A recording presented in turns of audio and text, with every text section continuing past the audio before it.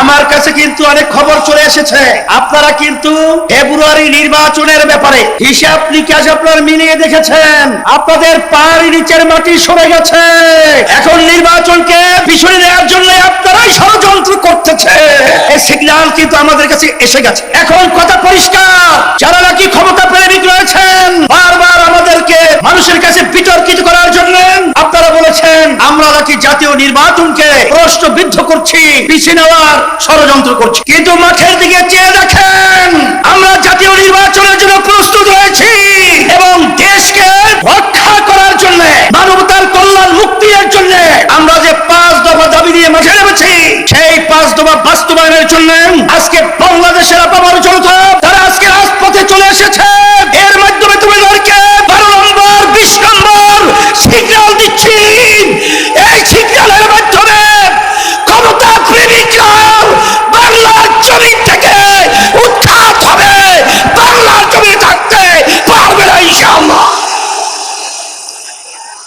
সাথে সাথে আজকে আমরা লক্ষ্য করেছি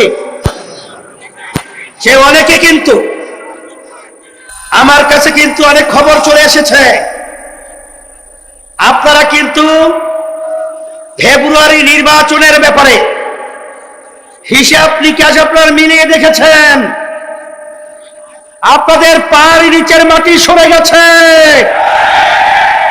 এখন নির্বাচনকে পিছনে নেওয়ার জন্য আপনারাই ষড়যন্ত্র করতেছে। এই সিগন্যাল কিন্তু আমাদের কাছে এসে গেছে। কিন্তু ভালো করে জেনে রাখেন, জনগণ তো আপনাদের পক্ষে মতামত রায় দেওয়ার মতো পরিবেশ নেই। এখন আপনারা গুন্ডামি, সেন্টার দখল, বিভিন্ন সন্ত্রাসীর মাধ্যমে আপনারা ক্ষমতার চেয়ারে বসবেন, সেদিন ভুলে যান। এখন বাংলাদেশের মানুষ সজাগ রয়েছে, আর আমাদের বাংলাদেশের সম্পদ আর গুন্ডামি চুরি করে, ডাকাতি করে, আর বিদেশের তামিলদের পুরুষদের কাছে দিয়ে যাবে না, যেতে পারবে না ইনশাআল্লাহ। সেই হিসাবে আমি সকল কথা আহ্বান জানাবো। আমি আমার ভাইদেরকে, মা বোনদেরকে বলবো, আমরা যেন আর চাঁদাবাজদের সহযোগী না হই। যারা মায়ের কোন সন্তান হারা করেন তাদের যেন আমরা সহযোগী না হই।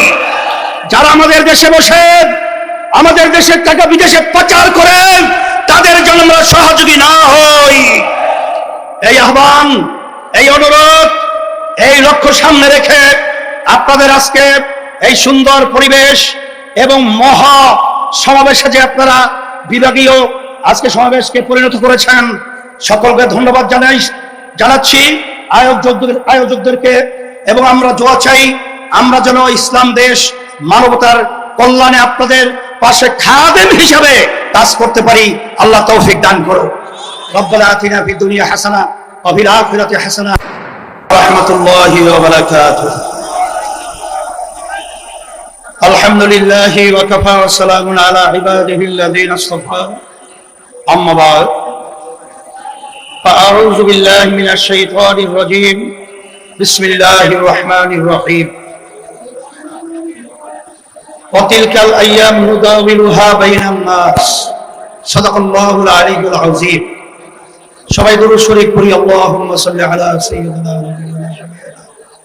ওয়া হাবিবিনা ওয়া মাওলানা মুহাম্মদ সাল্লাল্লাহু আলাইহি ওয়া আলা আলিহি ওয়া আসহাবিহি ওয়া বারাকা ওয়াসাল্লাম।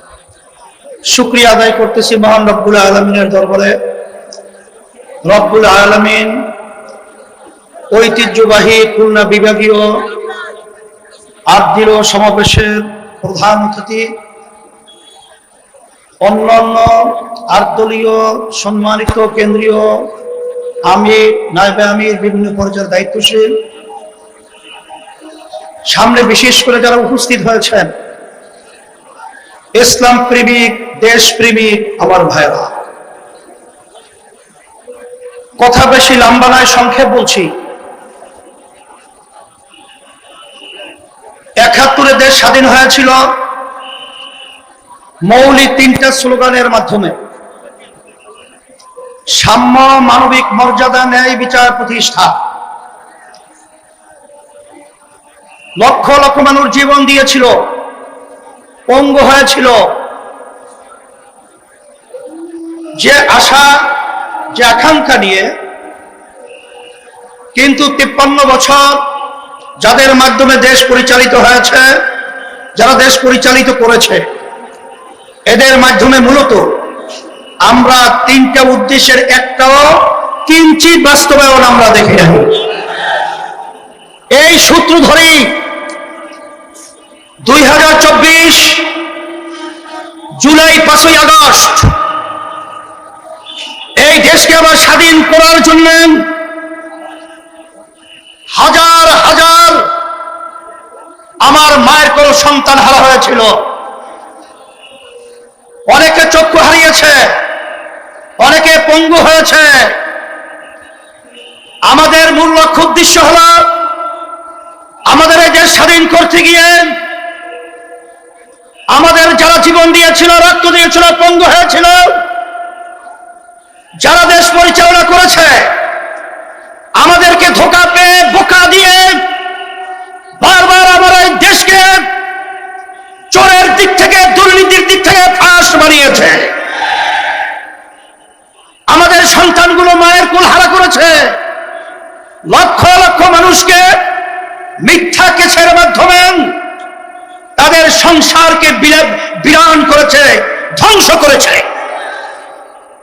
আমাদের মেহনতি কষ্ট অর্জিত আমার ভাইয়েরা যে সম্পদ অর্জন করেছিল দেশের জন্য, ওরা ক্ষমতার চেয়ারে বসে আমাদের দেশের টাকাগুলা বিদেশে পাচার করে বেগম পাড়া তৈরি করেছে।